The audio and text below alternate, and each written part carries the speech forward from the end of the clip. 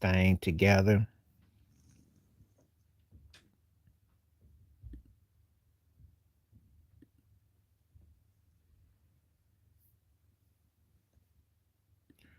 Let me get this thing together real quickly. And I have to do a twofer.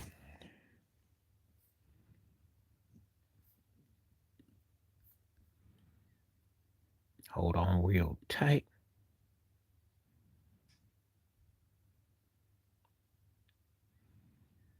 Good. Let me close that. Let me come back.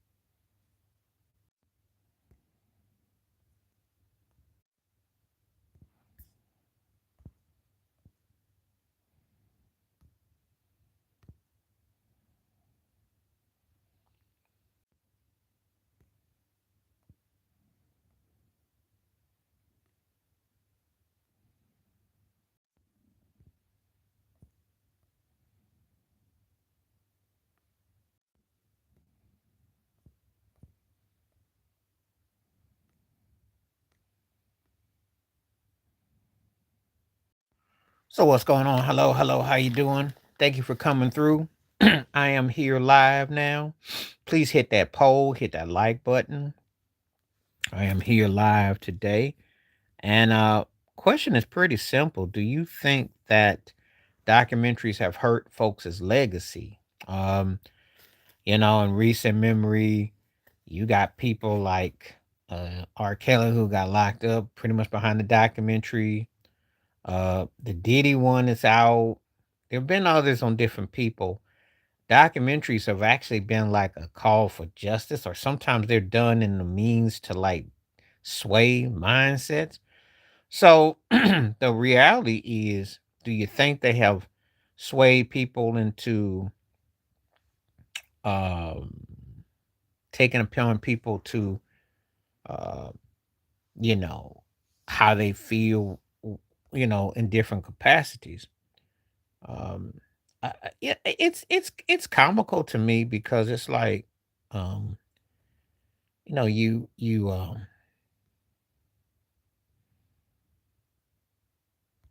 kind of like are looking at it like, you know. So that's kind of how it is. It's like one of those things where, yeah, I'm doing something a little bit different today, so we're gonna try this out, see how this works. Two sides to the same coin. So in envision, so give you a chance to like double it up. That's what we're doing. Siamese twins today. So anyway, we're gonna see what's up. But anyway, documentaries have been used now to manipulate situations, and so it's not the day gone are the days where um you had you had the day where you would just an artist or something like that, you have a situation there where people are you know, taking upon themselves to uh say what they want to say about somebody, put into a good type of situation where they want to. So, they want to like say, hey, this is the end all be all what you is, and so good or bad, but everybody's cashing in. Hello, how you doing? How you doing? Good to see you today. What's up? Documentaries used to be more favorable for an artist's career and their legacy. Now they're used as the judge and jury. It's funny how that's changed. I don't know when it became. It's a double hit. You like it or no? Give me a one if you like it. Give me a two if you don't. That's how I'm gonna judge it. One for yay, two for no. Okay, I'm gonna keep it then for this episode. Thought I'd try something different, you know. So don't be alarmed. Well, just trying different things, you know. But live and again, welcome conversations and we can go into different topics and stuff. So, you know, it's one of those things that keep it fresh. Where are you coming from today? Do tell. I got to see what I'm working with because we really want to make stuff happen.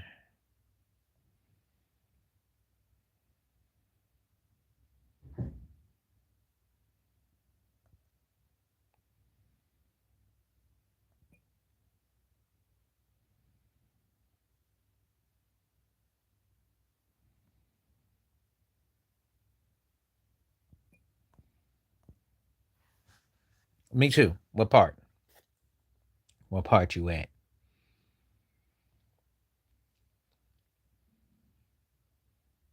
It's pretty mellow out here right now. As long as it ain't raining, we good. Where you coming from?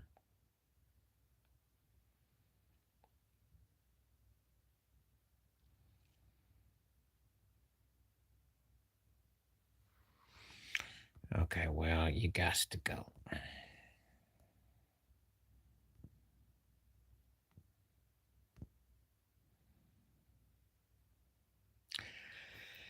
The thing is strictly for, for grown folks. So don't be dealing with no kids. I got a feeling this might not be like the most happening episode. So we'll see. If it's not happening, I will pull the plug in about 40 minutes. I do have some projects to work on today. So I don't want anybody trolling and saying stuff. So,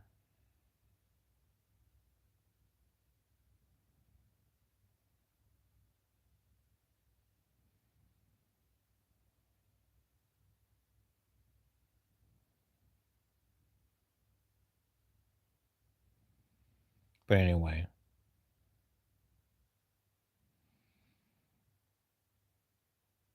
but definitely having a good day. Just taking a lot of different stuff in, so we're just kind of reflecting on stuff.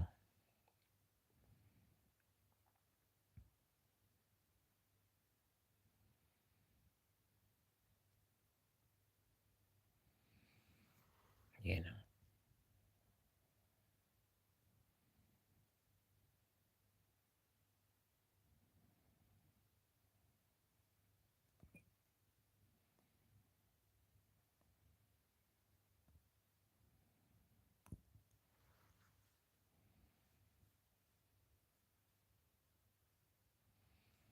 So I know, like I said before, it's changed quite considerably. So people are split. There used to be a time when you had a documentary that was like a lifelong to your legacy, but now it's not the same. So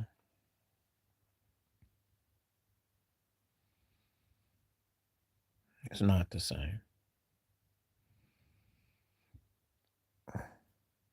So we're dealing with a lot of different things.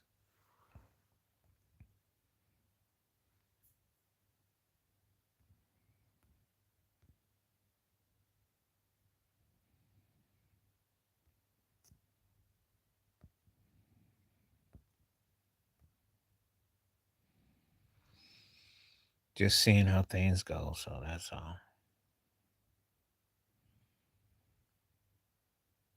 Anyway, I got to ask some interesting questions. What I thought about the Michigan coach, Sharon Moore. That was crazy. But I still think if he had a won that bowl, win beat Ohio State, I doubt that a lot of those stories come to be. Part of it's Udoka, and part of it is like freak come out, and I don't know. It's crazy in Michigan. But no, does the documentary hurt your legacy? It cracks me up because there's so much stuff that's been out about people. I'll say this. I'll say this. If you're younger and you don't know and you don't Google and you don't bother to look up Wikipedia, all that, that's okay. But if you're of a certain age and you saw said people, if you're from the 90s at least, and you saw certain people, then you already heard certain things. It's not like you just, woke up and an apple hit you on your head and you just like, oh, I didn't know. So I'm not buying that mess. There are people who be capping all the time. They be lying about it. So if you were of a certain age in the time, you definitely know better than to say that mess. So I am not trying to hear that.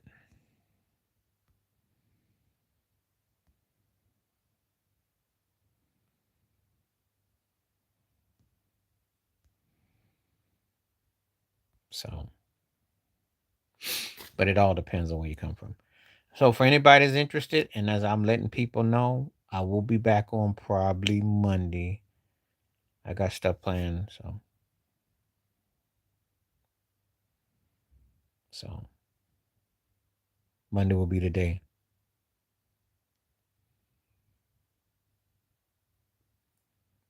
I will not be back on. I doubt Sunday because I got stuff to do Sunday. So wait the next 2 days. So if you want to connect, and again, you can find me on Facebook or Instagram or different places. What's happening? How you doing? Thank you for coming through.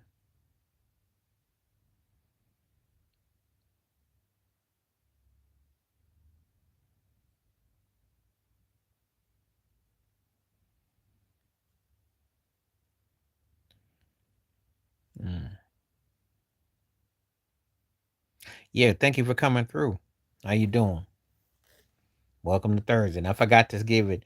If it's Thursday morning, Thursday afternoon, Thursday night, or it could be early Friday, wherever you're in the world. Thank you for coming through. Appreciate you taking the time to come on through. And if you got something to say, feel free. As long as you're not trolling and we cool in the game, we good to go. Those is my only rules. Don't be disrespectful. Nobody's just you. Name whatever you want to talk about. Wherever you are in the world. Let me ask you a question. Since you said your name is Purple, are you a big Prince fan, Jimi Hendrix fan? Every time I see Purple, I think of a couple of situations. So I'm just asking. Uh, Not doing that.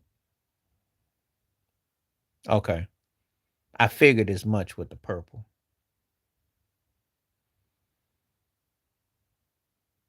And now I didn't kiss myself. I wasn't doing Little Richard, so I had a feeling about this thing.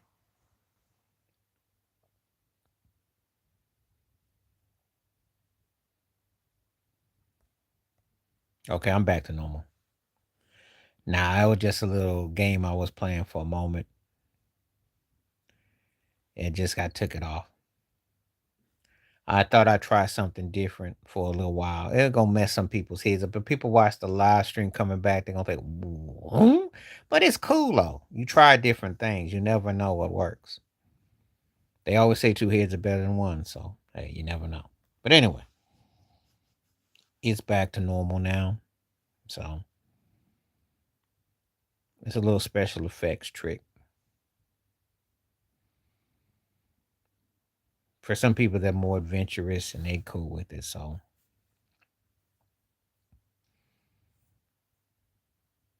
you know. So I'll just share this about me and Prince. I love his old stuff. I mean, I'll give him for his career, but I was more of a fan back in the day. And I'm kind of leery about stuff because I don't know where the money's going and with the whole thing, with the whole, I think they've done kind of a disservice as far as his bootleg, putting his material out. That should have been already out. I've heard most of his Volt stuff, you know, but me and Prince was kind of hit and miss. He a great artist in that, but I could take or leave a lot of stuff. I have eras that I like, things I don't. So his documentary should have came out. Why they trying to cover it up and make him sound like something? I don't know. I have. So I don't know I don't know how old you are, which era you came up in. Back in the 80s, I heard quite a bit. I had access to quite a bit. And not quite. Because that wasn't that memorable. The guitar part was cool, but it kind of put me to sleep. It sounded like a beer commercial. I didn't care for too much of his 90s stuff, and that definitely didn't do much for me. I liked the guitar part. It cracked me up how he was trying to do the grunge thing in that video. Um, his third person antics from my tape was hilarious.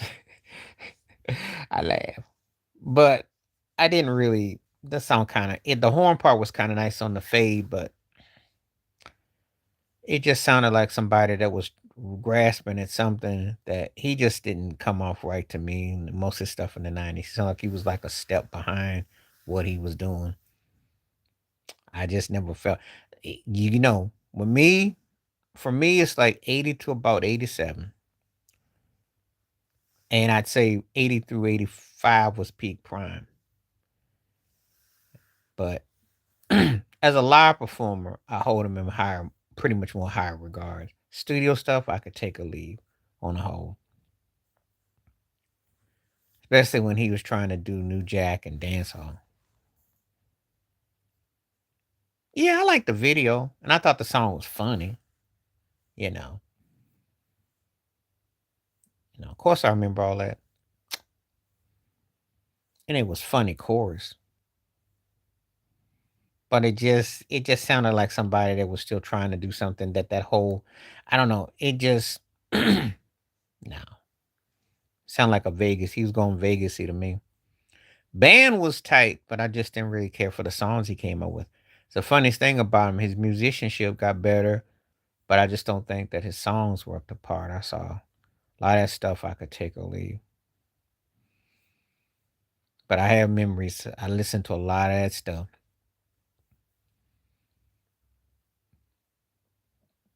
I'm very familiar with Prince's stuff.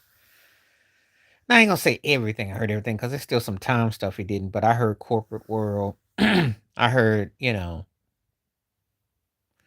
it's this agency.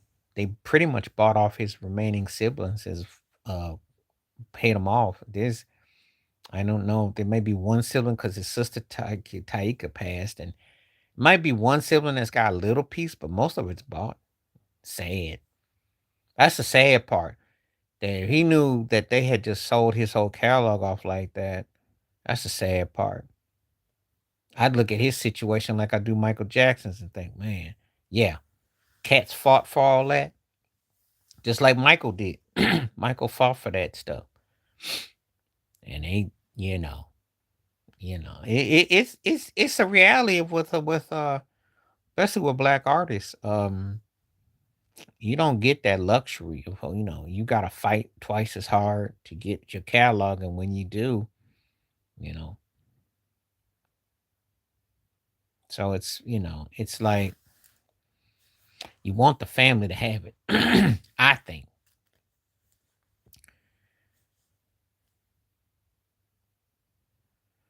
Well, we talking about billions of dollars. And I'm not starting this until, well, let me get this straight. I'm a big Michael Jackson fan. A little bit more with Mike over Prince for me, but I got much respect for Prince. So let's just get clear on something. But when it comes to the business situation, what Michael did, ain't nobody saw what Michael did because Michael was a corporate board man. When he bought the Beatles catalog, he was doing what the suits do. He was a board member. He owned publishing. He got himself into some strays though, and he bit off more than he could chew, and he was living high on the hog. But his setup was so gangster that if you ever seen Goodfellas, where Paulie owned that restaurant, and the guy had to pay him. That's how it was with Sony. That's how it was with the artist. His thing was the most gangsterish situation for an artist. Eminem disses him, he buys his publishing. Pay me. I thought that was the most gangsterish thing. If he played his cards right and didn't get himself in those strays, he had the most unique situation for any artist.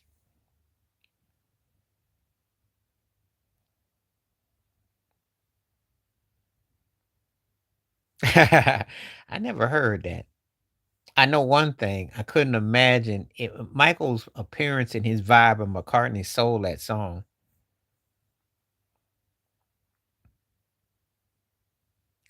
I never heard that one before.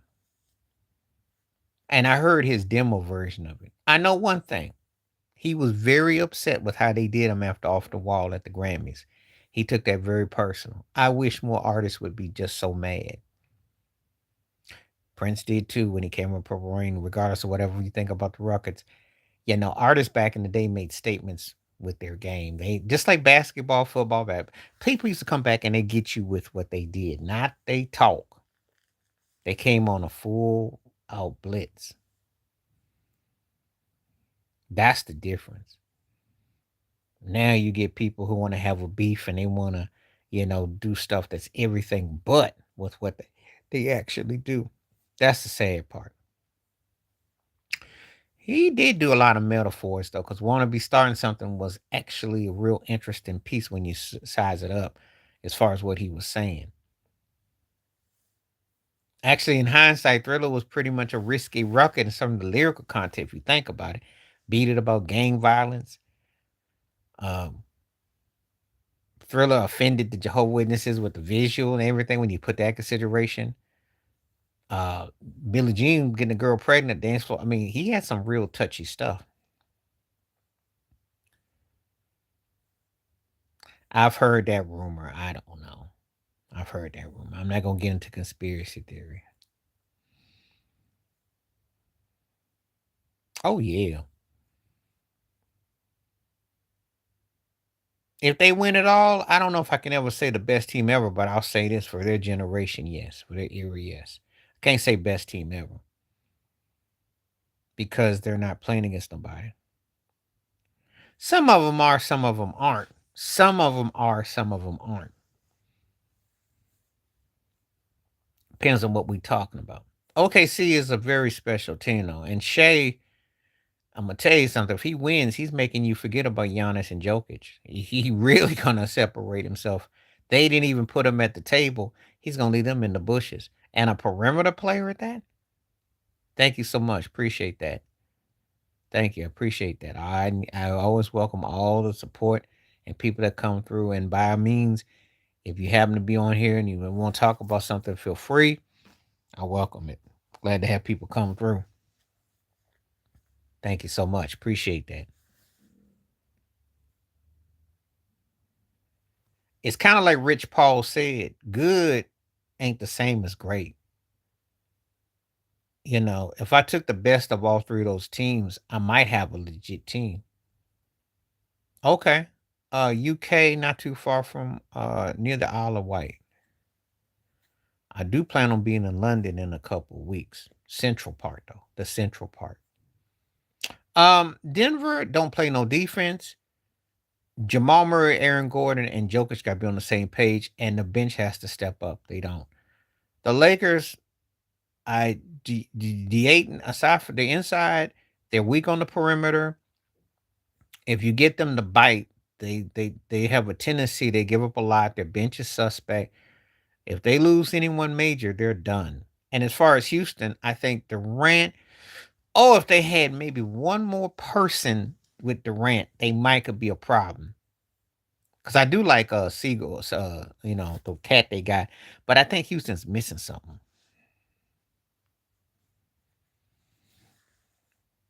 Okay, why you say that about Isle of White? Even though I'm not gonna argue with you, but why you say that though? What has been your stories? Certain places have a backwards connotation. Um, Let me see. There's a fan function. Let me see if I can get you on here real quick. I just put the show support. So anybody wants to hit the show support, you can hit it.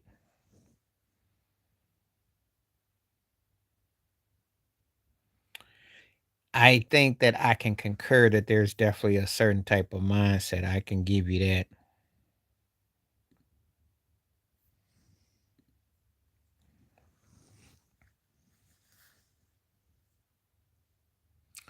Well, it does work.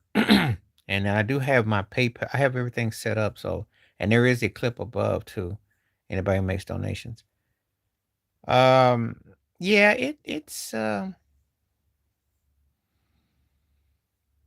you're not the first to say that though.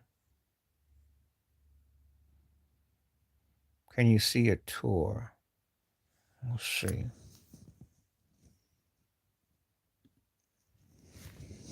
Okay, right there it says support.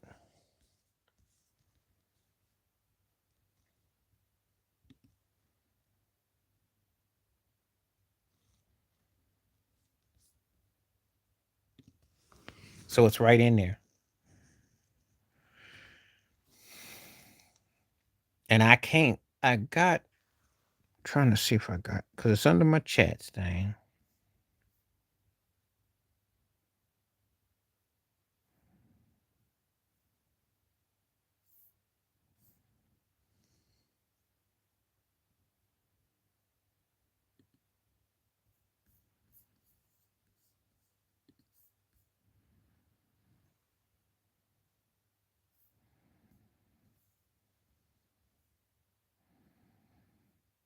And I definitely put it there.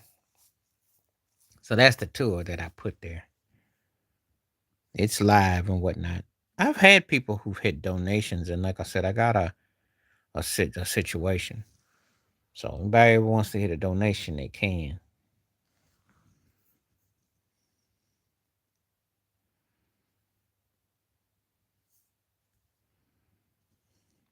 And it's got a support button too. So what's in there?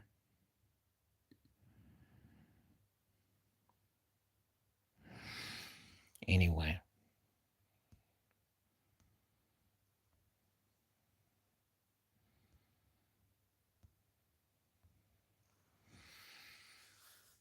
I think there is a mentality that I would definitely say that it's not gonna be disputed, you know. But then again, you'd be surprised. There's okay. Thank you. Appreciate that.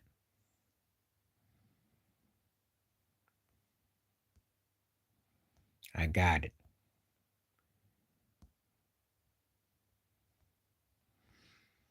And I always tell people, yeah. No, that's more than enough. I appreciate that. That's more than enough. That's definitely appreciated. Every bit helps, and I'm appreciating.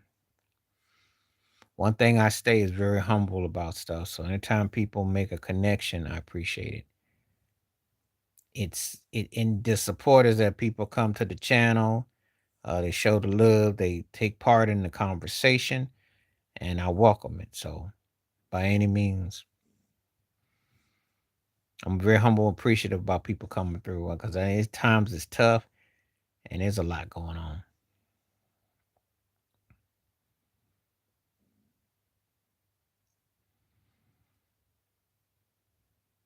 So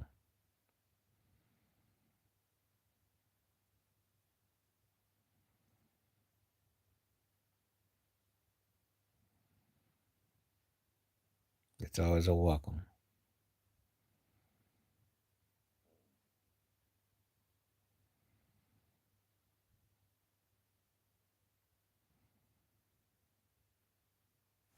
Anyway, let's get some questions going. We back here in live. As I said before, I will be here.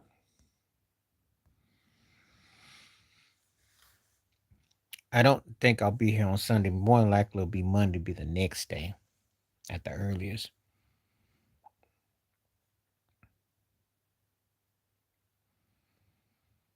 But I'm on here for a little while. I'll probably be on here for another half hour.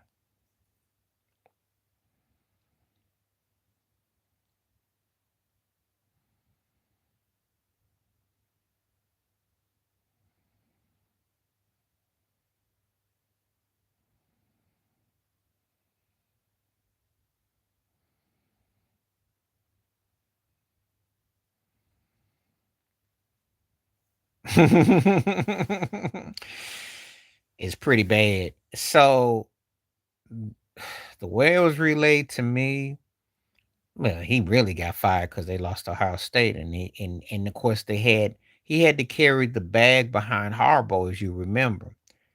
But then they got him for messing with the staff. Allegedly, he's married and got 2 kids, but allegedly he was messing with one of the staff. What's up? Good to see you. Thank you for coming. But then I think he was messing with somebody on the team, if you know what I mean. And whatever it was, I don't know if they were of age or the consent, but then they pretty much got him left to right. So he's a wrap. And if he gets out of this, only football he'll be coaching is a Nerf football in his living room. He's not going to get out of this too quickly. So it's a mess. And some of it is because they lost to Ohio State. I'm gonna tell you like this: if they beat Ohio State and they were playing for a real bowl, I don't know if we'd be hearing about it. But he's getting kind of the Udoka treatment. I'm not gonna buy that somebody just all of a sudden is,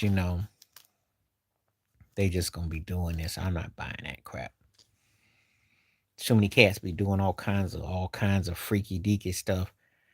But if it was a student and if it was a dude, he probably gonna have to take. They gonna probably get him for something.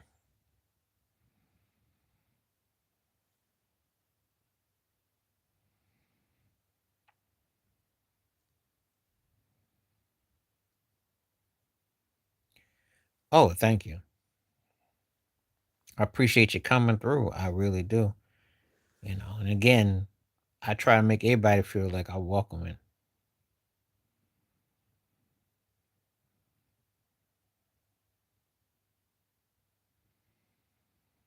I got somebody just sending some crazy notices about stuff. I don't even know what they talking about.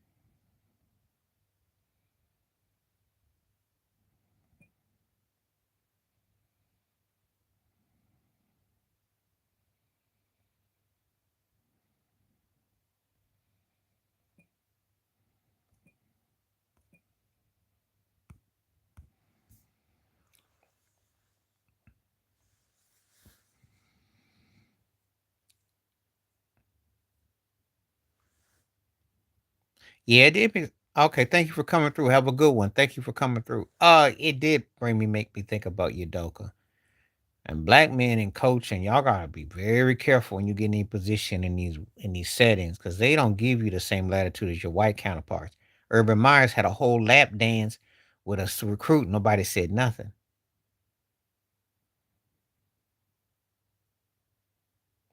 Because I don't have a amount that if someone wants to send me, they send me what they want.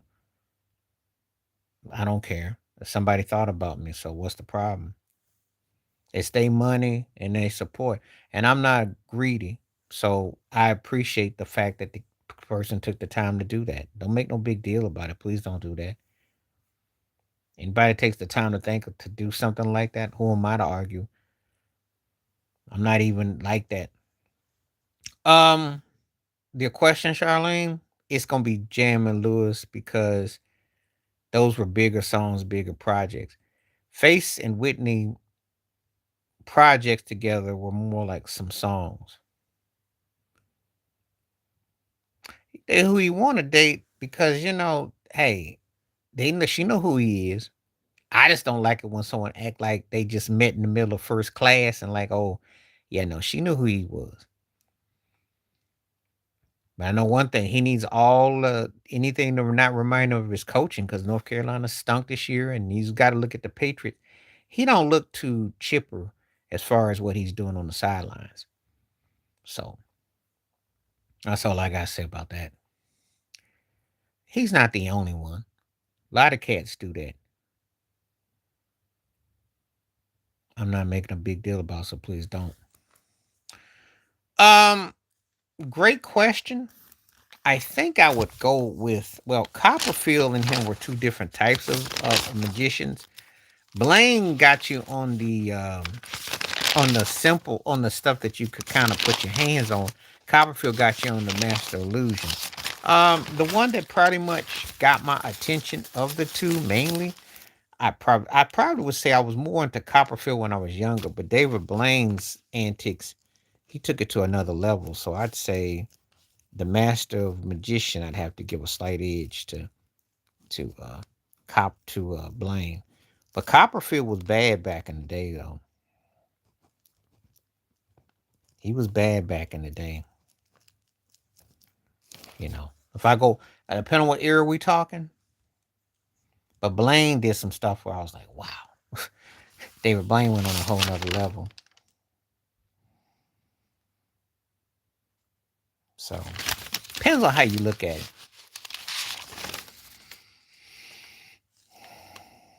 Depends on how you look at it.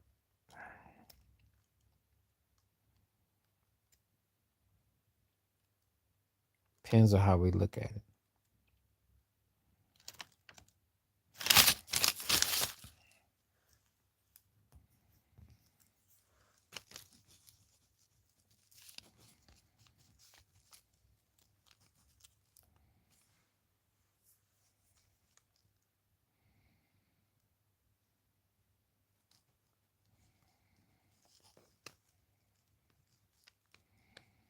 You know, that's a good question, but I think I'm gonna take Blaine because of the type of illusion that he did. So that's all.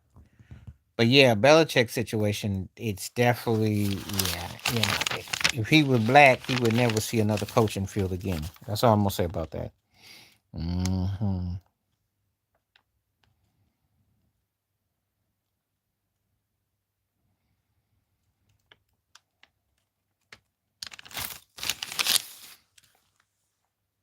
He's lucky he got complexion for protection because they so done with him, it's not even funny. And you know, and he did get over. I mean, the whole thing with the Patriots and the whole, if they came out with a documentary about Belichick, I don't even know how that would play out. Because you got to admit, there's a lot of suspect, janky stuff that goes on. So I don't know.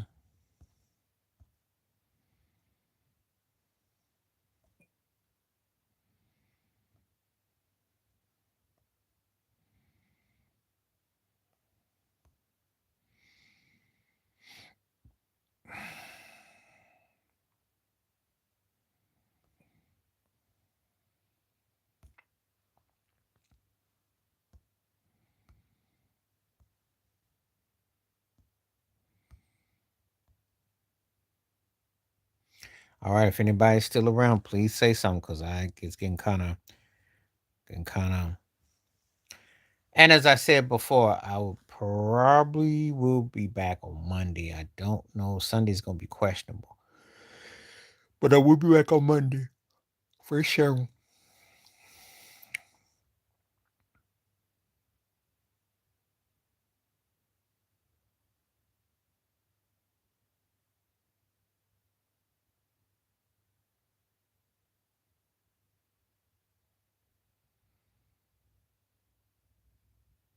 Cash Money, because back that thing up was huge. I did like Yin Yang for a moment, but then they kind of nagging was my song. That was my song by them. But then I got fucked up about them. Lil Flip, I ain't heard Little Flip's name in so long. I can't tell you when.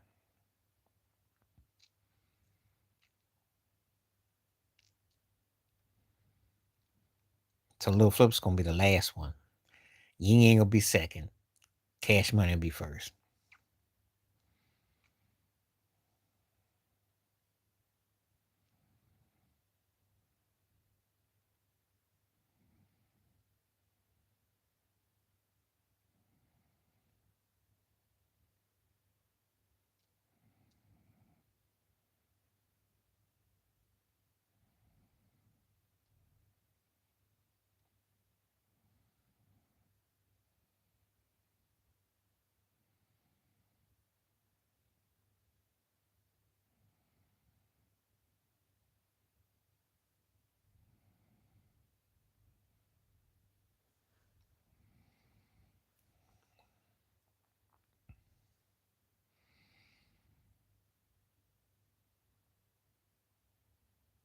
Cash Money.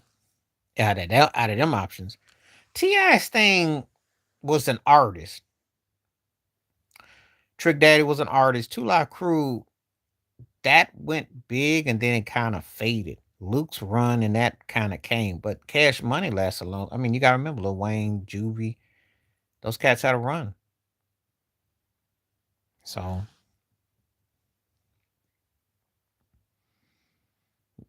I don't. Ti's run wasn't like that, and I can't really say there was one artist from the South that I'd say that just did everything like that.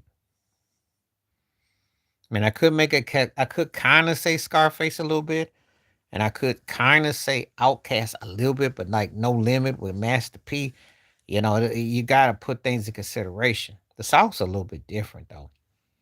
South ain't never do the whole thing like the West and the East did. The East and the West did that whole one person thing. South don't really roll like that. That's a different hit with the South.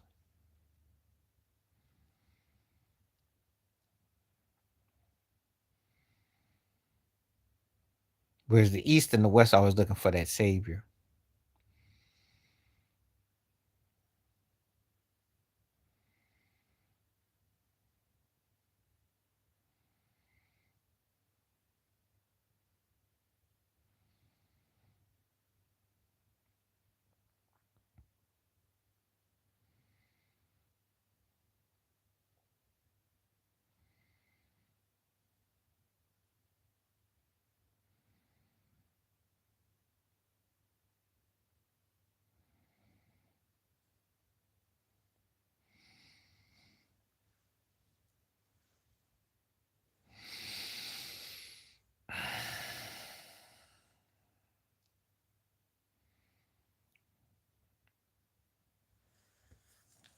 I never even thought of any question like that before.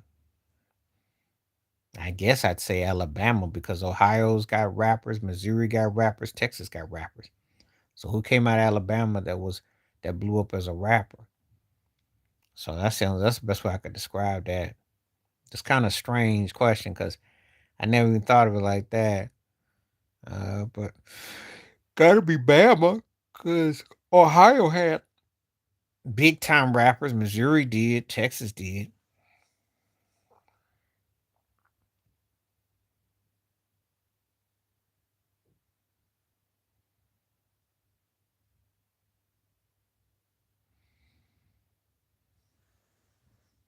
Yeah, but Gucci ain't as big as Bone Thugs were, and he wasn't big as Nelly, and he wasn't big as the Ghetto Boys or Scarface or Paul. Gucci had a following and stuff, but it's not quite the same. BTH was like almost like a Wu Tang in that they had multiple members and they were doing crazy things their career. Nelly come from the Lou and Murph Lee and old school. Remember Domino, but anyway, just off of Nelly alone, that's bigger. That's huge. And then, of course, I already mentioned Texas with the Ghetto Boys, Scarface, Solo Career, Willie D, Bushwick Bill, J. Rap a Lot was huge. Not even talking about Paul Wall and some of the others. So,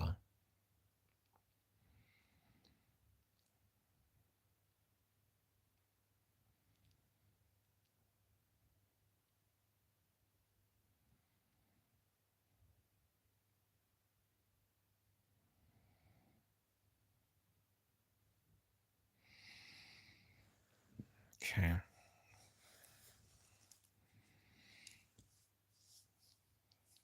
Anyway, we're going to see what we're working with.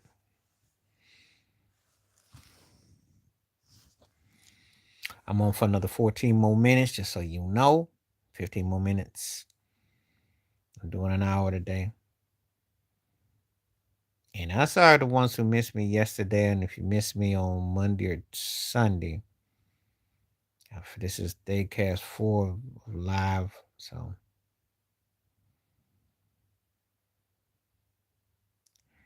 yeah.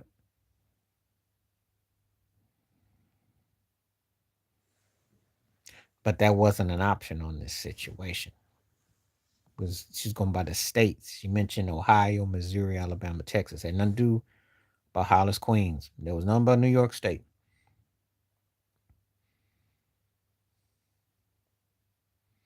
It was the states the least respect. That's Ohio, Missouri, Alabama, Texas.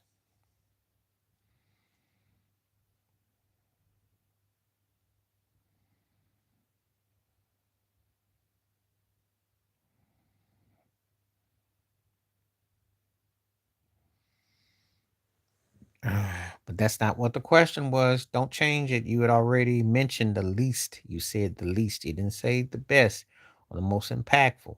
You said the least. We didn't get into that about trying to, flip the subject.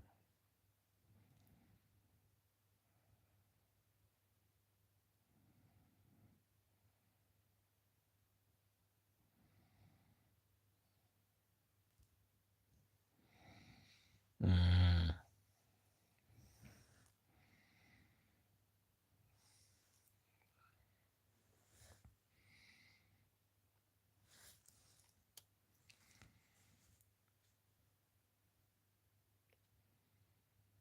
Louisiana's done quite well for themselves too, though. So, just saying.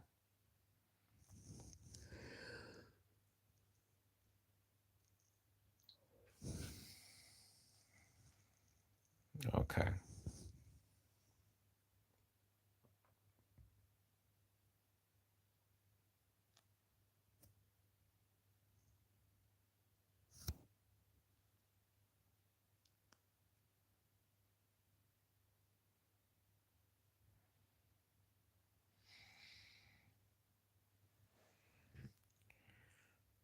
Scissor was probably more popular where I used to live, but I gotta stay fly. Yeah, he did. He did. He went through a sabbatical. But I try not to talk about him too much. But yeah, he had a place there. He had some interesting characters that were there. Sipping on Scissor was funny, but I think I Gotta Stay Fly better. But there's a story behind that.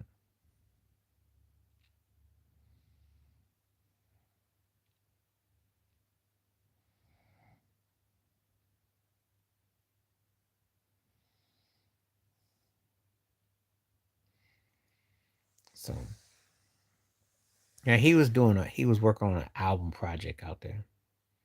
Altitude.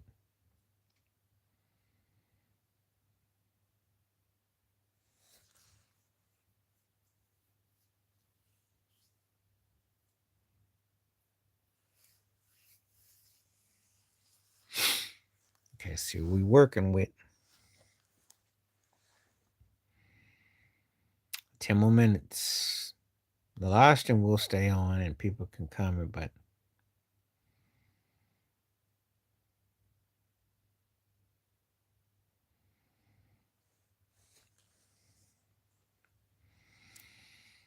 okay.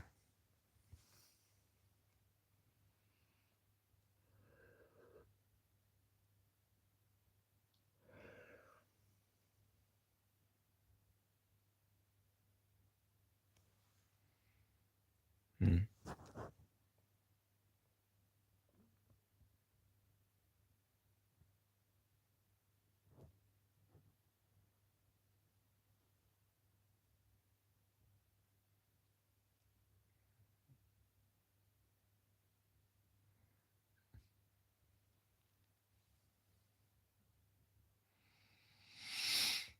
Okay. Some days I get more traction. I did get more votes today. It's 50-50. That's interesting. Some people are cool with the doc. Some say the documentary has hurt and they agree. Some disagree. That's fine. It just meant different things back in the day. A documentary was like a tombstone to your raw body, your work, and your career. It wasn't meant to with the law.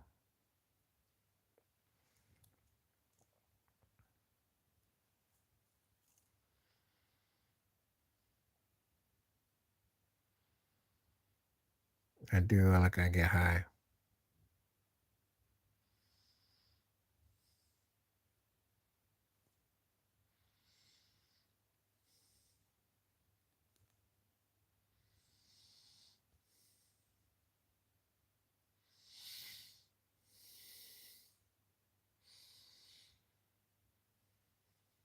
The locks. Yeah, I remember the locks. Probably would go on with Jadakiss. I like Cassidy all right though, but I gotta go with Jada.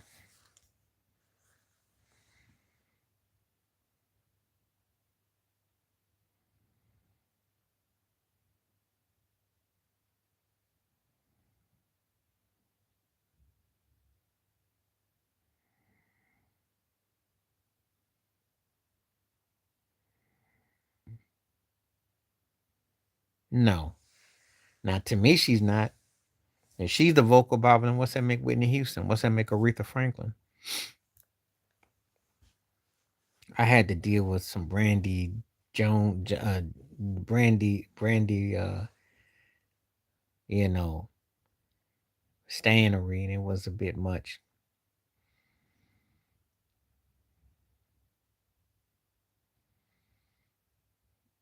Mm, Mellow.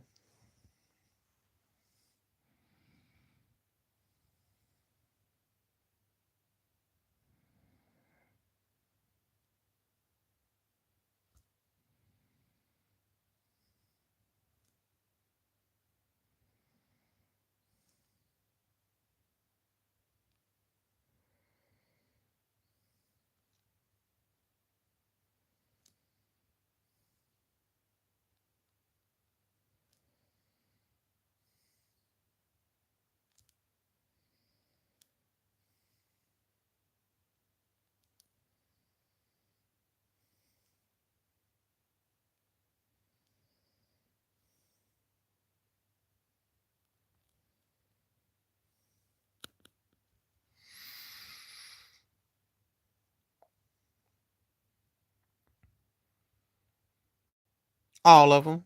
But let me say this in his defense. If you watch the movie The Notorious B.I.G., there was a segment in there where he got a check from Arista Records. Arista paid him 40 million. Biggie got 5.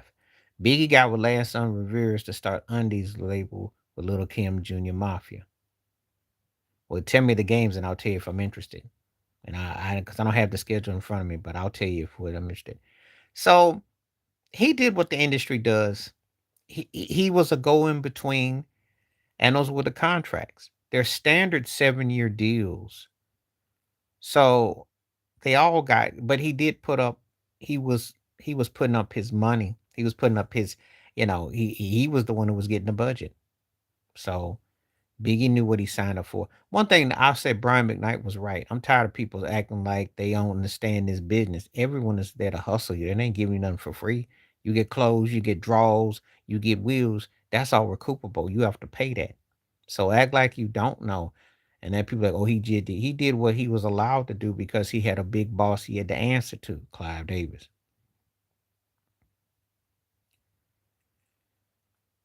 She's a little bit better than mediocre.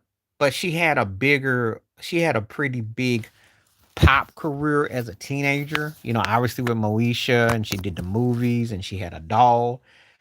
I remember when Brandy was kind of big, but she never really blew up like that. Okay.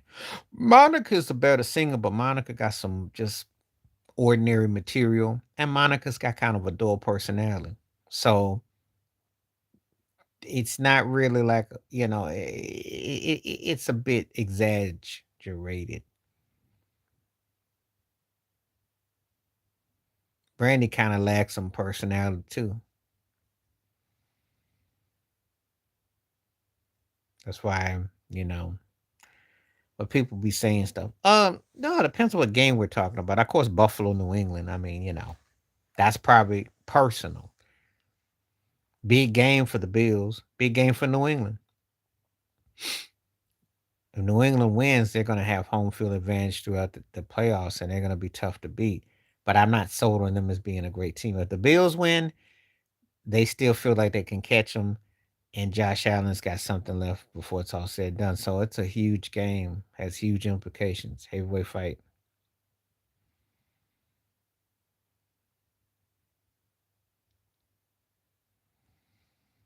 But no, it's in New England. They already beat them in Buffalo earlier this year by field goal. So that game carries crazy weight.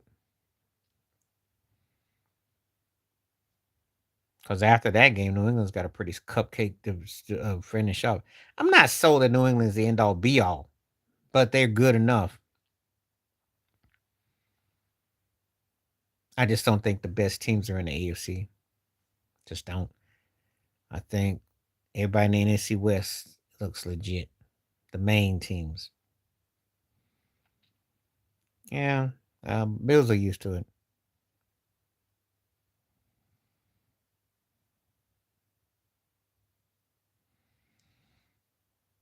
But you gotta know how to win. Gotta have to make that thing count. So, yeah. So, we'll see. All right, I got about 4 more minutes before I'm going to call it a wrap. 4 more minutes, the last four. So, let's get some questions in. But yeah, Charlene, I agree wholeheartedly. But I liked a couple of her songs, but I don't know where they're getting this vocal Bible mess from. Some might say Earth, Wind, and Fire's I Am. Some might. Some might say Christopher Cross's self-titled record.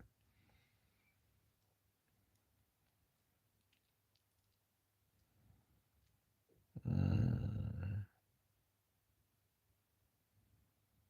It depends. It's always subjective to taste. It's subjective to taste. But I'll say this: they didn't have the impact that he did. No matter what you want to say, he had a record that was great and just didn't get the commercialization that it deserved. Yeah, I've been peeping them out. They 6 and 7, and it's a trip. If they had played with some heart at least early part of the season, they might be I don't know what they going who they could beat though.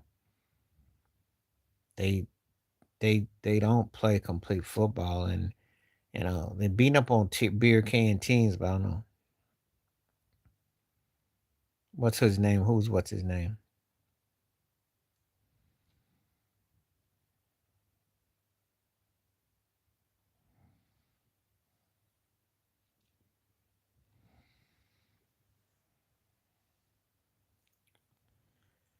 Oh, there's a lot of them that get the commercialization. That's kind of a loaded one. You got to specify because that's a lot. It's a lot.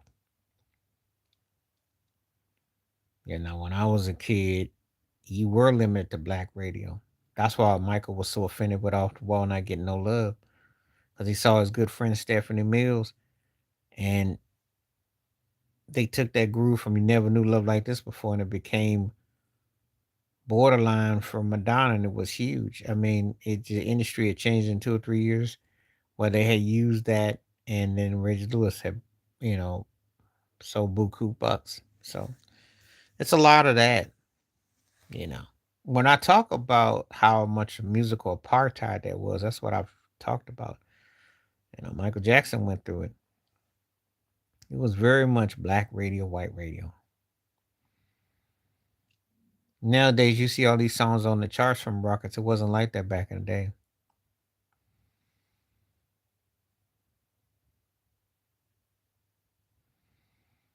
There's a lot of reasons. Politics. She had the last name. She was a big seller. She was more popular. Depends on what year we're talking about. If you're talking about after Rhythm Nation, yeah, she had more juice. Depends on what era Whitney we're talking about.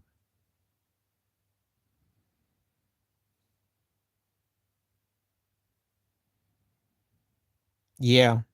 Well, if they don't, well, they that was a big win against Baltimore. But yeah, I imagine he has to be.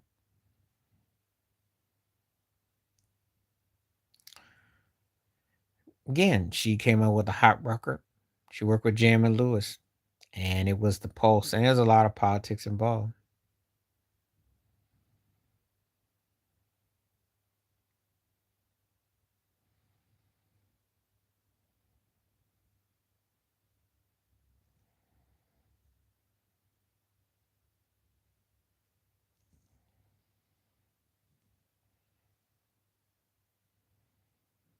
So that's what I'm gonna say with that.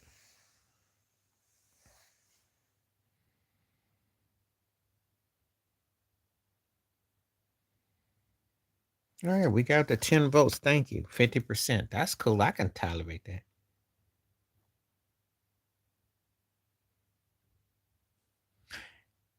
Yeah, I like Whitney's debut album a lot, but uh, um, if Whitney had a mess with Kashif more, and probably had more Kashif production,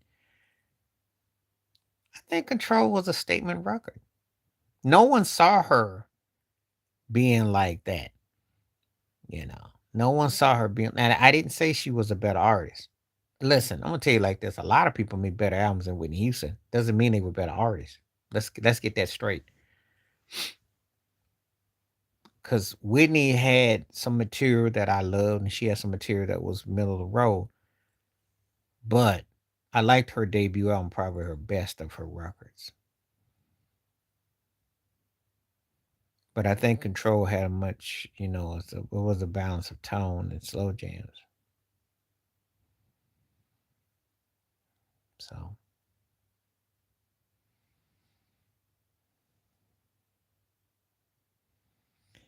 yeah, so I'd give a slight edge to Control. I know I bumped it more,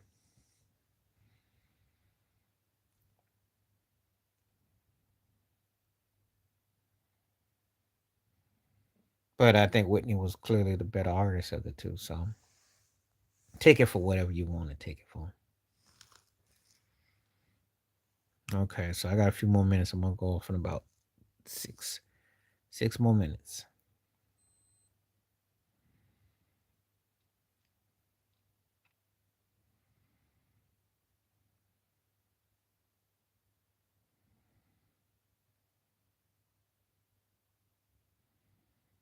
What's happening? You catching me almost right when I'm getting ready to split. I'll stay on for another 10 minutes.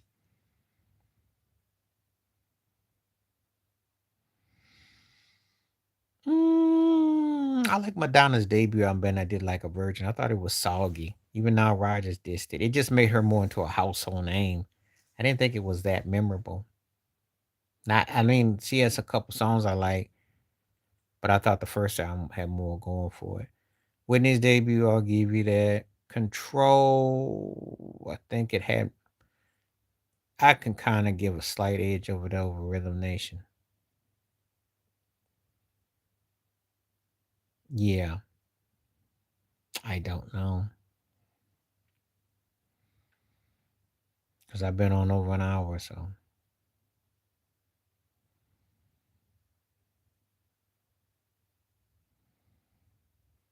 I saw that, and I thought that Marlon Wayans was just was trolling or somebody was AI. First of all, it's not a real big deal because yeah, Burn Up For Your Love was the first single. Lucky Star was the second single, and Borderline, they were singles on the first album.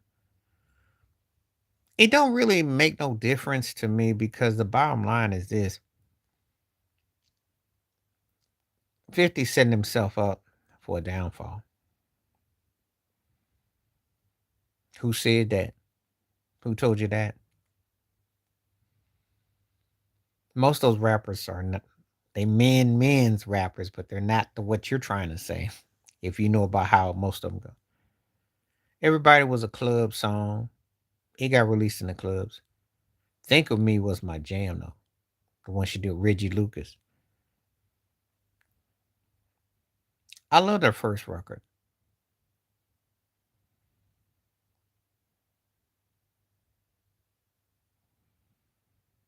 Told you early Madonna was where it was kite.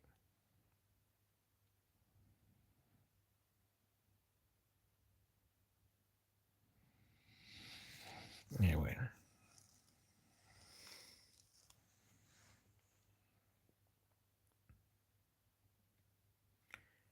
I think you're spending too much time invested in it. If you know anything about the industry and the business, tough and these guys ain't using the same sentence and context.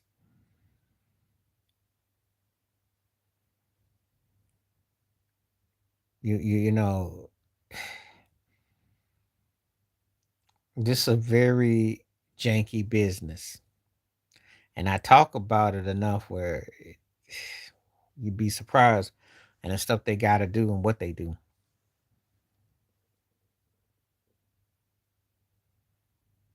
It's what it's always been. I knew that back in the day because of Ice T and LL Cool J. Or when Kumo D and LL had they battle. Kumo D waxed LL, and I don't say that often because LL is one of the best rappers I ever heard. But he got waxed. But it wasn't about your bars; it's about how far you can go. There's politic involved. It's not based on your skill set. And you see somebody like Drake that's big, you already know it's about something else.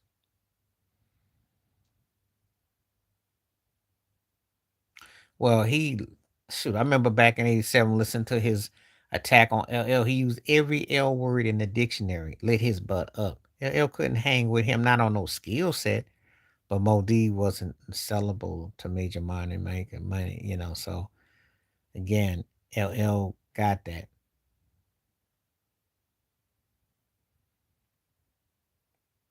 It's not that's the least of Drake's problem. Drake's biggest problem is he's not much of a rapper.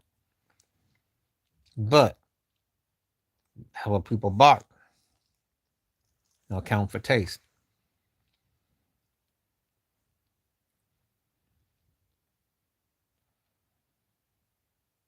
It's always been that way. I remember I want to say this was what's happening. Okay, I'll be on for another 10, 15 minutes because everybody's coming on late. Appreciate it though. Um, there was something that happened in London in the late 80s. And the cat said he loved the rappers acting. He said, but most of those cats was soft. So I forgot what went down, but there was something that happened. So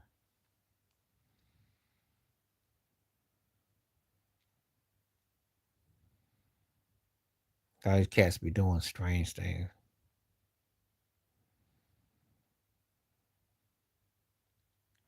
Likewise, same thing to you. Appreciate your time for coming through.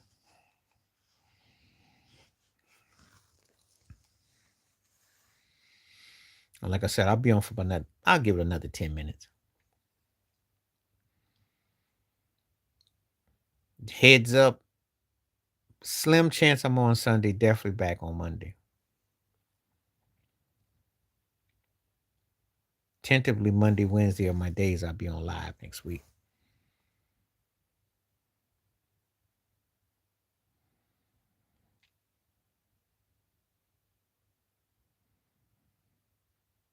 A lot of them did. Yeah, it was originally done by Mother's Finest.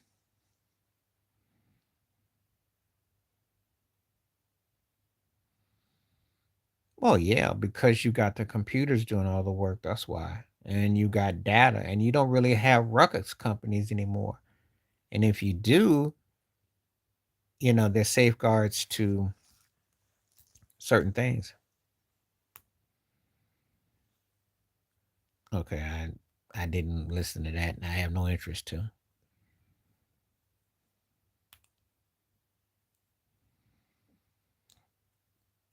Married and wrecked enough versions of cover songs as it is, and I don't want to hear Jamie Foxx trying to sing it.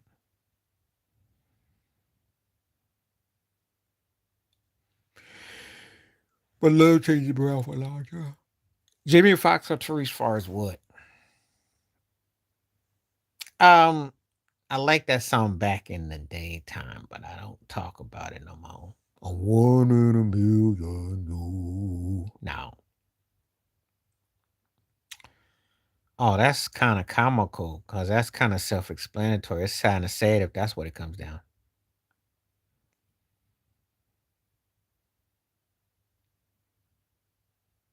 I can't say they did anything justice because Ice Ice sound just like the sample, except when he was trying to explain that to the judge when he goes ding ding ding ding ding. That was one of the funniest. And as far as Hammer, it was good for Rick's legacy that you could take a song that was popular from one era and bring it to another audience, and then there came a catchphrase. That was something as far as that. Can't say they didn't. I think it did him justice as a songwriter. I think it did wonders for people to look at Rick and go, "Wow." So from that angle, I'll say that, but I don't think the samples did anything. You know, it brought Rick James some more attention as a writer.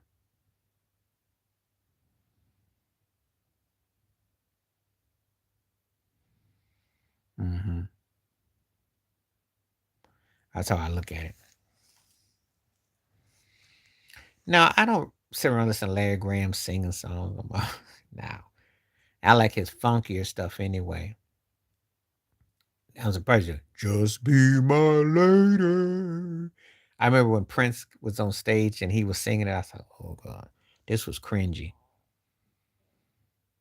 It was cringy. Larry Graham don't be doing starting Rick James. That's a no brainer right there. Rick James gonna get the start. I probably will bench Freddie Jackson. I have to cut Peebo because most of my people favorite era was the early part of his career. Freddie had bigger songs. Freddie connected bigger than people.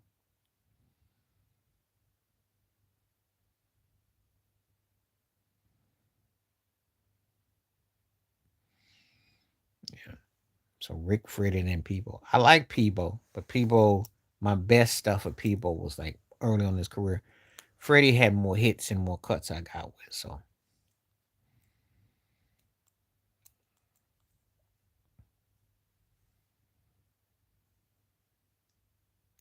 but Rick's got them both beat though. So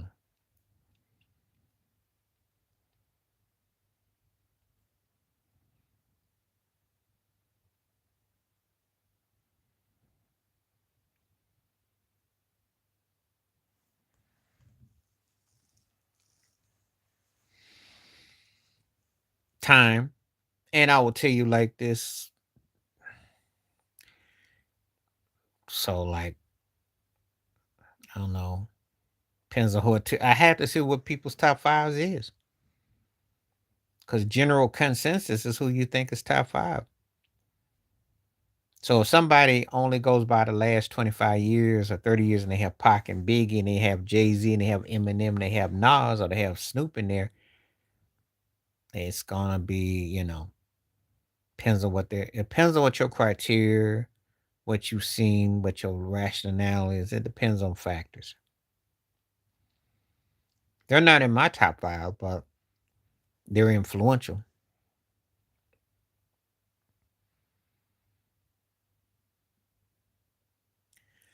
It's because they died so young.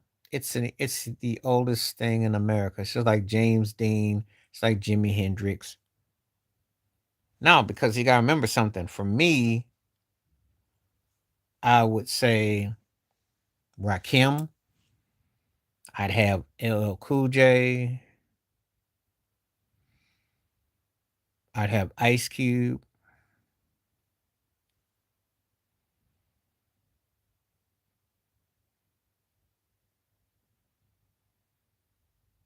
If I include somebody in the group, I'd probably have Chuck D, but depends if I did that.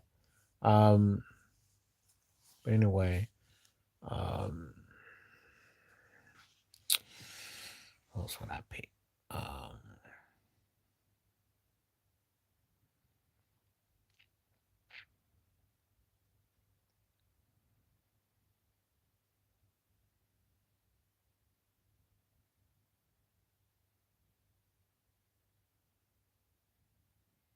yeah, but Major Harris made it more sensual, and then Luther made it more posh. That's how it went. Yeah, Rakim, LL, Ice Cube, Nas. I'd give Nas. Nas would be in my top five. There you go. Nas is in there, and then I just need one more person because I think their cats had better catalog and career. Um, Mob Deep is gonna start. The Locks will be my bench, and Lost Boys get cut. The Locks just never got the right situation. Jadakiss should have been a top tenor for me, but his career never got off the way it should have. He had crazy skills. He's a guy who should have been a top tenor. Cats like Jadakiss and the DOC, they should have been top tenors.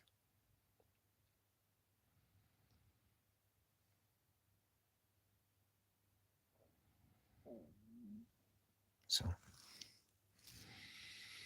okay, I got 3 more minutes, 4 more minutes before I get ready to roll.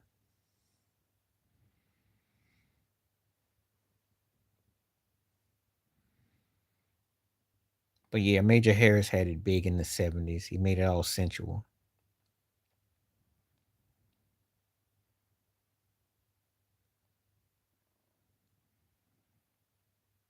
Luther's version was kind of like a latte. So and he put the Starbucks on it. Didn't have the same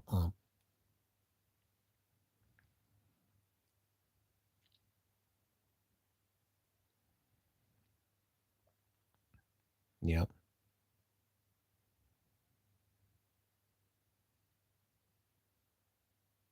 Age ain't got nothing to do with it because it's called historical perspective. Nas is in there, Ice Cube's in there. So what you talking about age? It's got nothing to do with it. DMX would make a strong case for my top 10. He would.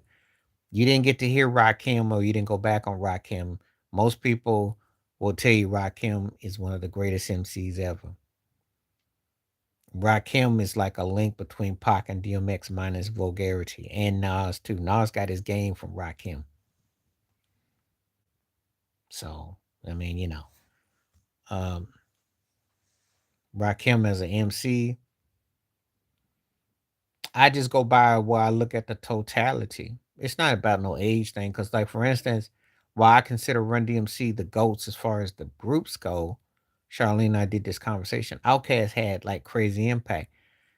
And so I look at different things. Yeah, but Rakim's voice was an instrument, yo. Everybody know Rakim was just like he was on another mission. I have LL Cool J because he got longevity impact. Yeah, Doom was bad.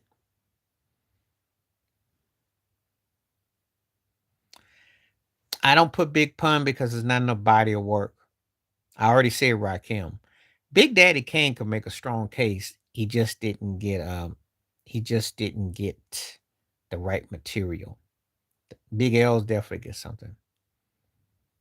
It still does, Charlene. But not in the sense that people won't still buy his records. It comes with an almost an asterisk.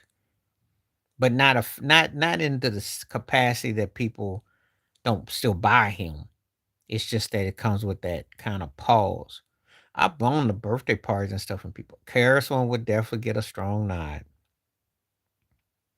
You must learn. Well, it's a matter of taste. But Big Daddy Kane had a smooth flow.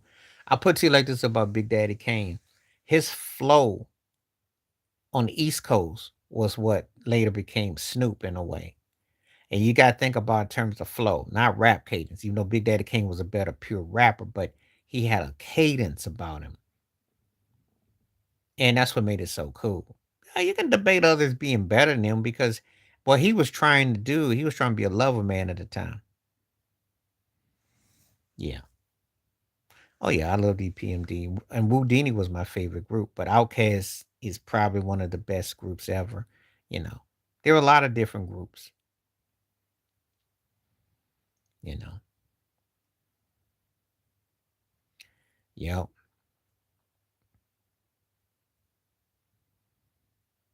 But Nas had that whole thing for East Coast, so you could definitely tell.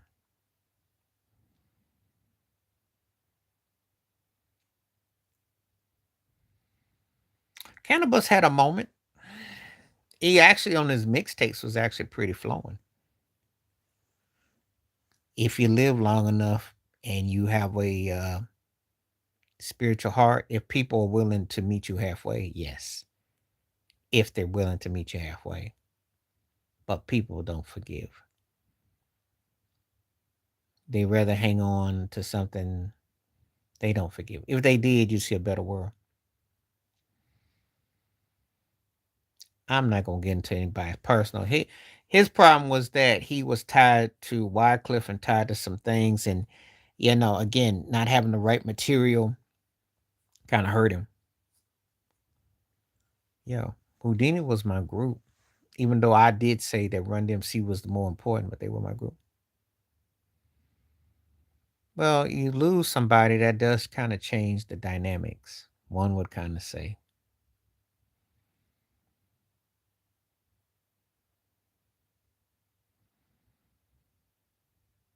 I think J. Cole's is a good rapper. I just think the material's got to be a little bit more point, but I think he's got good stuff. See, I don't. Again, depends on what era we talking, and things change for different eras and different things. So it all depends on what your standards are. I'll make it another 10 minutes before I go because we're getting into a little bit more deeper discussion. Yeah, I'm gonna be on another 7 more minutes. I'm not going yet, but thank you though for that shout out though. We can still keep on talking. I think um, I cover a wide range with hip hop. Part of me want to mention Gil Scott Heron too because he did the spoken parts.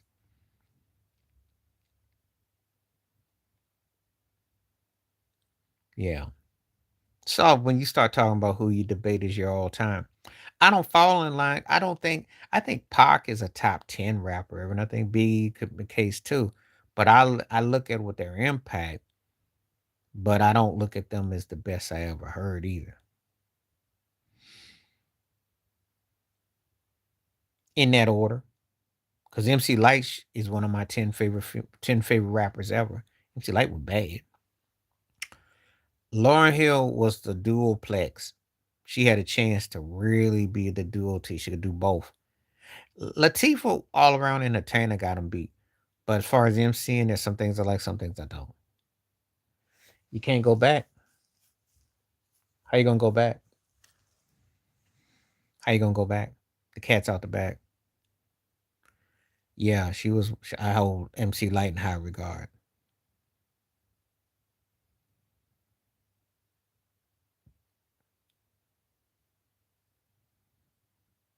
It doesn't hurt them. Actually, it works in their favor because if you look at Snoop, for instance, he's as popular as both of them. He's top five as far as popularity goes. If you know the most known, and you look at Will Smith, and you think about cats, LL to an extent. Nobody want to see no rappers hardly pushing no music out of 55, 60. They're trying to defy logic. People ain't buying it. So they died at an age where it's romanticized. They're your black hip hop versions of Marilyn Monroe. So it's romanticized.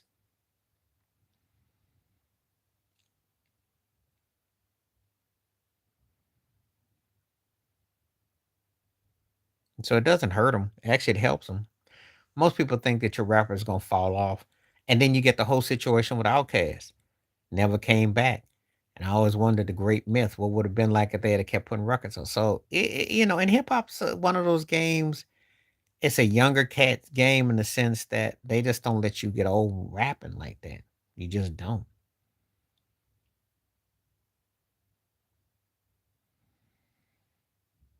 I'm starting Willie D, and I'm gonna bench AZ, and I'm gonna cut Mick Geronimo.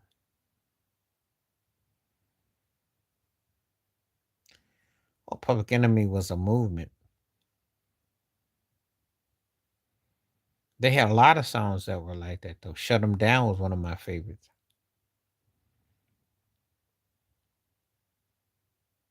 But that was a whole different era though.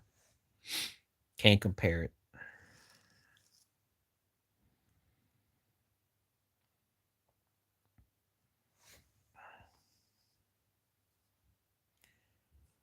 No. Different era. You talking about going, you can't go back because Pac and Biggie they never solved their situations. And hip hop's not in the same predicament. What do you think? Of course not. It's not the same energy no more. You don't have no more boutique labels. And let's look at your boutique CEOs. Where are they? Either gone or locked up. I just want people to understand what you say before you type because Irv Gotti is deceased. Suge and Diddy are locked up and they're not getting that kind of money ever again. Russell Simmons is in, and he ain't coming back, and you already know about his situation. Master P ain't coming back. Jay Prince rap a lot, you already know. Luke Campbell, you already know. Do I have to go on? I think they got out before they would resolve to hating each other because the politics and they just was burnt out. And once they hit, what else is there to do?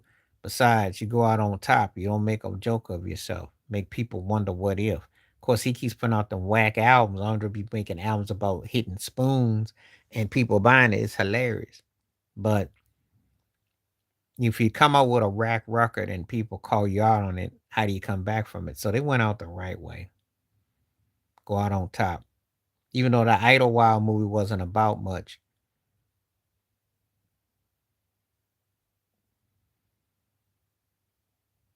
Okay.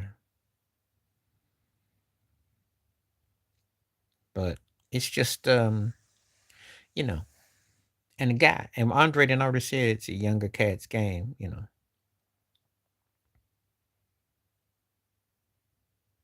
No, he ain't come back.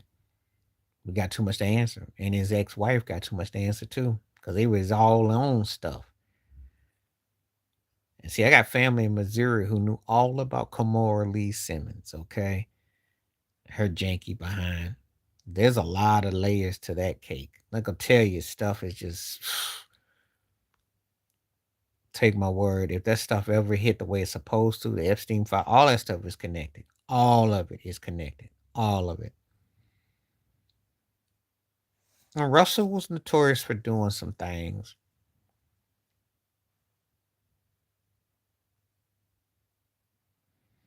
Yeah. In the sense that you don't have like that kind of drive no more. You don't. That's why I laugh when people talk about some Grammy Awards or music awards. I'm like, what are you going to watch? Because these acts ain't got no juice. And before people don't think I'm hip to what's going on, right? Let me put this in perspective. I saw Sabrina Carpenter performing live. She sucked, okay? And it was like watching some bad elementary school theatrics. Has no juice to it, you know. I seen the 1975 perform. They ain't bad, but they're not gonna bring back 1975 either. You see, you watch some of these acts and they trying to give Jack White Lifetime Achievement Awards, which is cool. So I like Jack White. But the cats ain't nothing happening now. Not like that. And you gotta remember when folks used to make music and create, the peers, the people they were trying to champion, it was a whole different situation. So on a file stream down file, I ain't seen nobody that I would get that excited about. Nobody recently. I mean, if I seen Bruno perform, a couple things, but there's nothing people I'm getting excited about.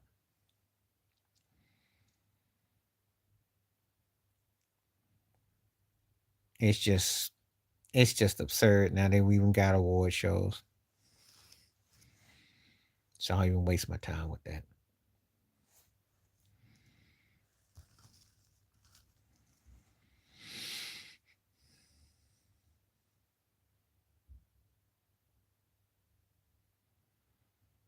So you'd have to bring some bands, you'd have to bring some live musicianship. You'd actually have to have it where the buy in public, where was Rucker store, where was it's just not that coming back. You gotta understand that's a lost art. There's no more Rucker stores. There's no more. You don't have that feel of artists like that. You have nothing to debate. People spend most of their time debating what they saw. They're not these kids today ain't debating the same thing because they'd have to do it on their own. And see if you sit them to wait on the machine to push you, well, the machine will push you, but we don't know what you really sold because they have artificial intelligence with what they're pushing as far as the sales. We don't really know. When Thriller was out, people got up off their behind to buy that record. And if they loved it, they bought 2 or 3 copies. And if they were good with it, they bought one. If they couldn't stand Michael, they bought somebody else because they knew Michael was there. That's what we used to do. We answered with our money in our pockets and earn what we did. You don't have to do that now. That's what I'm talking about. That's a dead lost art. The smell of the vinyl, the smell of the CD, the listening booth, the experience, the conversations you meet, the people you encountered. When you would debate, you would look at a record, you can make a statement. That's long gone. Long gone. I want to say about was it 15, 16 years ago when Kanye and 50 had that little battle and Kanye had some hype for his records for a moment.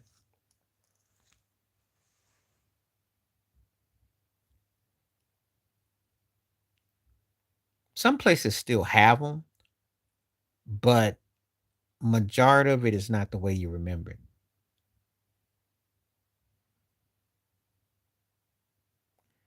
Because that's what Buster does. He's real petty. He do kind of look like him though, but dude was trolling him, but it was funny though. Buster's all sensitive. He's always in his feelings. He should be lucky anyone calls him anything. Call him washed up and a sellout and a simp.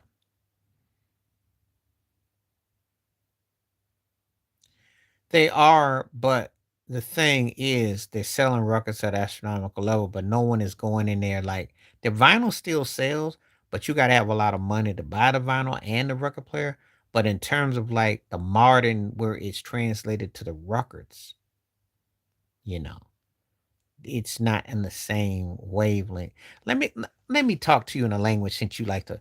For instance, if Ed Sheeran and Harry Styles got records out, right? Do you think people are like sitting outside in the cold talking about, "Oh, I can't wait to get that Ed Sheeran or that Harry Styles record"? Okay, since you don't think I'm up to hip to what's going on, I'm hip to what's going on. Ed Sheeran still gets some buzz. I'm hip to what goes on. Cardi B's thing with the streams, but there is not this overflow. It's not that deep. He was trolling Buster. People know Buster. I think they do.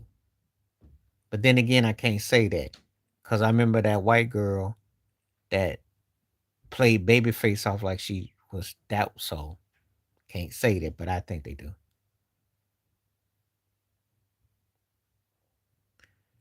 Yeah, because yes, you go to a used record store. I remember one time going to Barnes and Noble and a Dale's record that took that 21 was like for $30. It's absurd. But that's what they're paying. and they give you fresh vinyl, but you know, it's a bit much. But hey, that's the price you pay nowadays.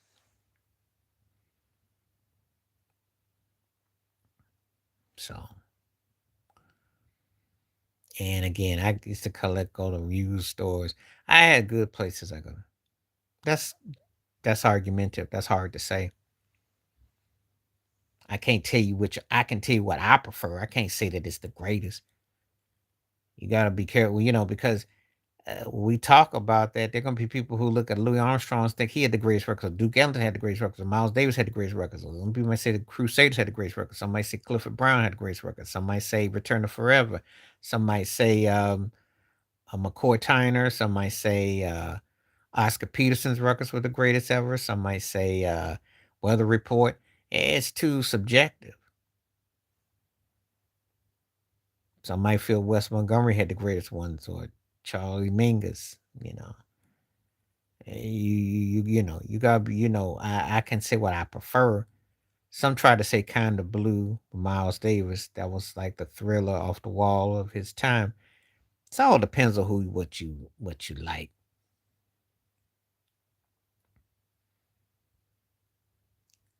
I think that you can put whatever you want to put. I don't separate none of it because it was always smooth.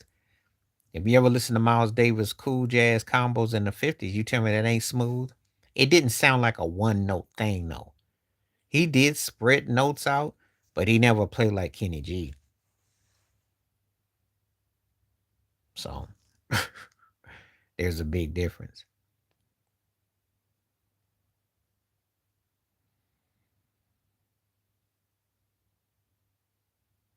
But people have different standards and tastes. So, again, I'm not going to get into that kind of type of conversation because there's a lot to choose from. It depends on where you grew up, how you grew up, what you listened to, what you were exposed to. You know, Sinatra at the Sands with Quincy Jones orchestra arranging Count Basie Band is one of the best records I ever heard. Yeah. So it all depends on what you like. Depends on if you're looking for swing, if you want your, David Grushin soundtrack stuff. Like I was listening to Falling in Love, the one with the work he did on that one with Rob De Niro and Meryl Streep. Love that, and he had that GRP sound, which I love, which Quincy Jones jacked him big time for. Grusin got some incredible stuff, just like Bob James got some incredible licks. So it all depends on what your standards is. Mm-hmm. All depends. You know,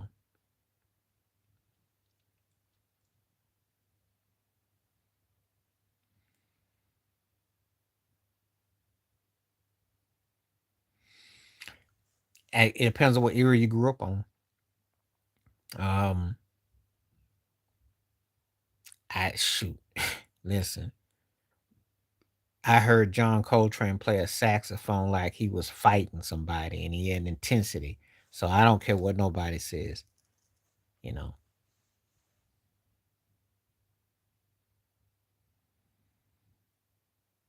So music is just it's all subjective. You know. The human voice is an instrument though, and it carries weight. And if how you use it into a horn or if you're singing, it all depends. So it's all subjective.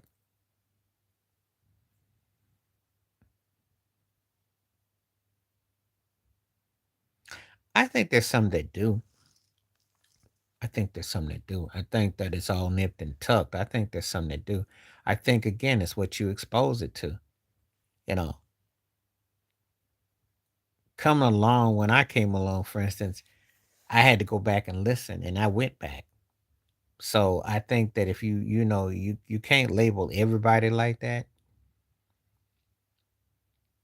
but that's what the people want them to be. That's what the standards are so called set to be.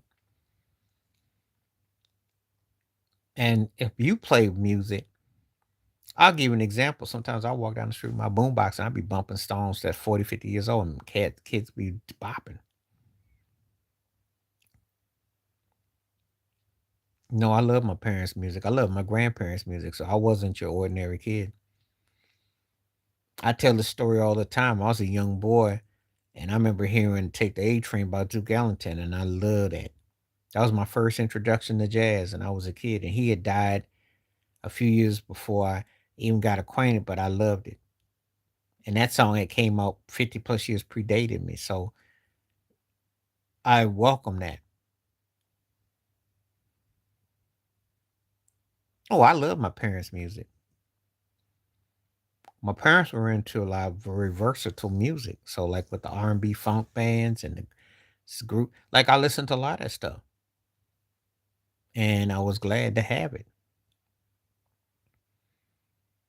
Because I thought that generations did share music. My grandparents and myself both like Michael Jackson, different intervals. That should tell you something. I think it's also the artist that you have representing too. They can definitely impact generations. See. But if you got your mama and y'all both like Cardi B, well, you know what I mean.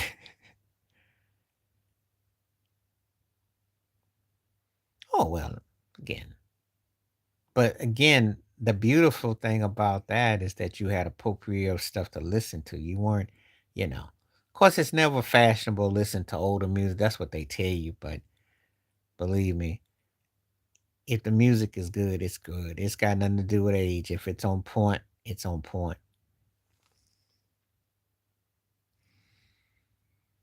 And I don't front about that because music is music.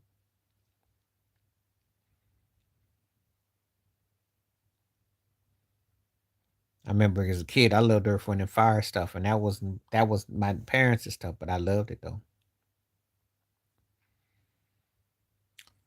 I know they wouldn't because they don't really respect the music they put out, but they know it's a business. See, that's what I be trying to tell people. It's like Nicki Minaj. They put all that stuff out, man. They put that stuff out. They most of them don't even respect what they put out. They know.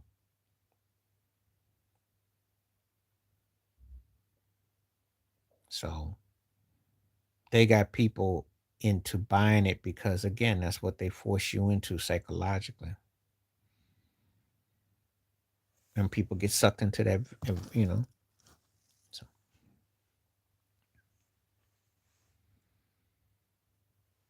no, they're doing it because that's how they get paid the bag. It's not because they see a bag in it. They see the bag. They get told that's what you got to do.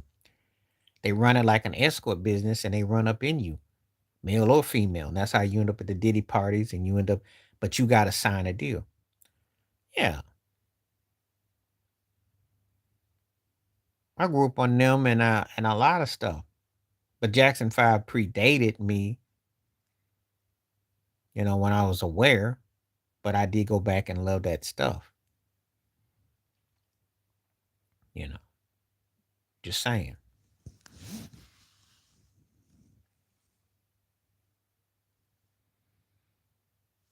I listened to the rocker and it didn't sound like nothing that I had thought about. She's never going to do anything that's going to be earth shattering because she has to know what she's got to do. She got to do what they tell her to do. And as long as you ratchet and you fit the box, you fine.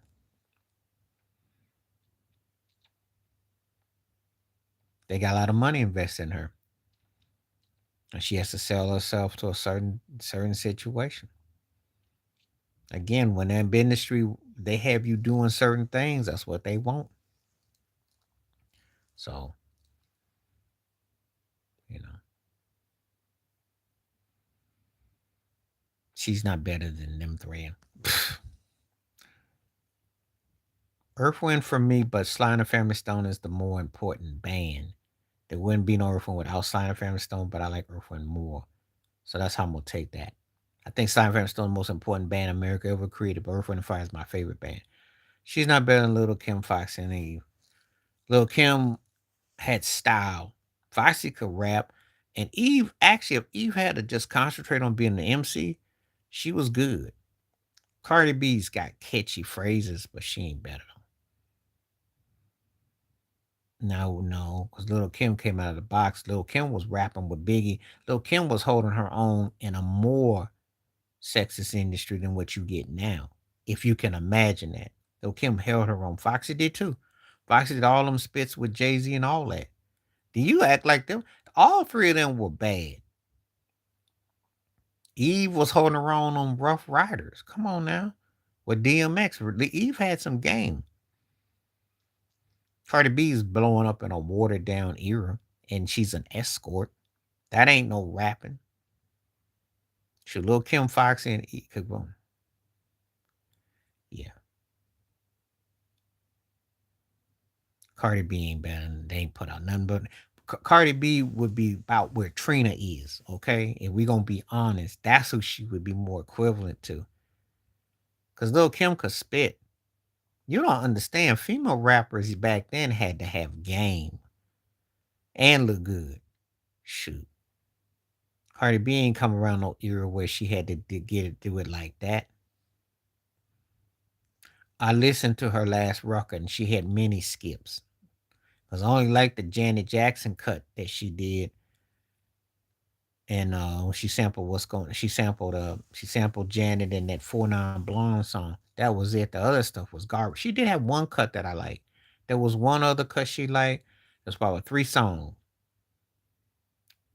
But she ain't seen no Little Kim. She ain't seeing Foxy and she ain't seeing Eve. Because Eve was catchy. Eve did everything Cardi did and she could do hooks. Little Kim could freight go. Because Trina was doing hood rap. And that's what Cardi B would be. She'd be like Trina. Come on now. It's the same skank rap. Shoot. That's all it is.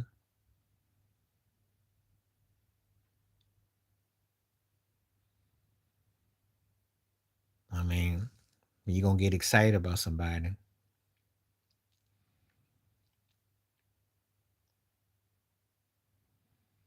So anyway, Lil Kim had to run Junior Mafia and be with Biggie shit. I'm not gonna get into no talking about it, but just sit there and act like that the girl didn't have no skills. Cardi B ain't got no skills though. There's a difference. Lil Kim has some skills. And funny too.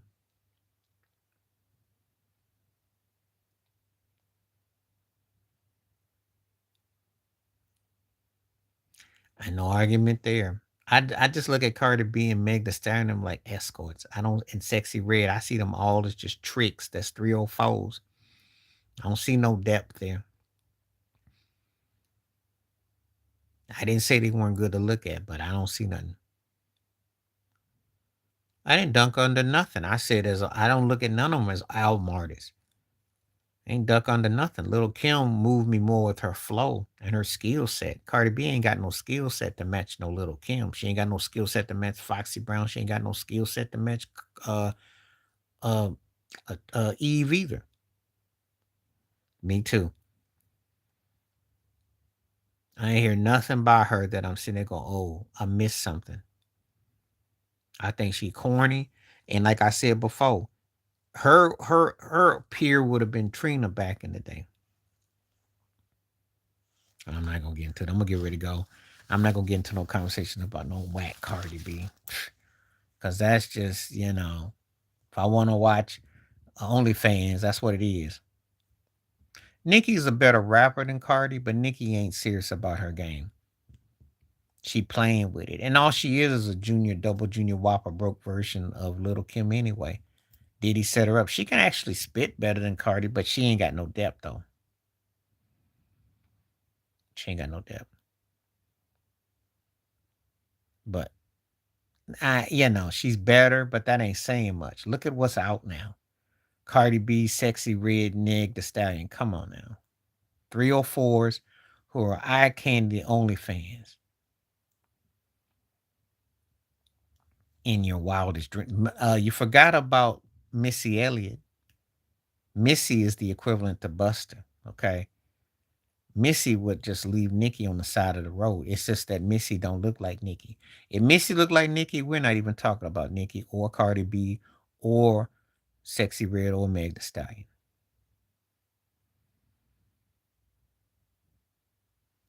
Thank you. Charlene knows what I'm talking about. And if Missy looked like one of them today, oh, she mops the floor with all that. She be in that conversation with MC Light because she got crazy spit game. That's what hurt Missy. Missy runs circles around Nikki and all of them today. So that's who was more closer to Busta Rhymes. But that style of rapping I can only listen to for a certain amount of time because it gives me a headache. But that's all I'm gonna say about that. Anyway, I'm gonna get ready to go though. It's been live. I will be back. Question mark on Sunday. Definitely back on Monday. So appreciate everyone that came through. Thanks for donations and words and conversation. And appreciate you. Thank you for taking the polls and hitting the likes. And this video will still be on. All right, I'm out one time. Peace.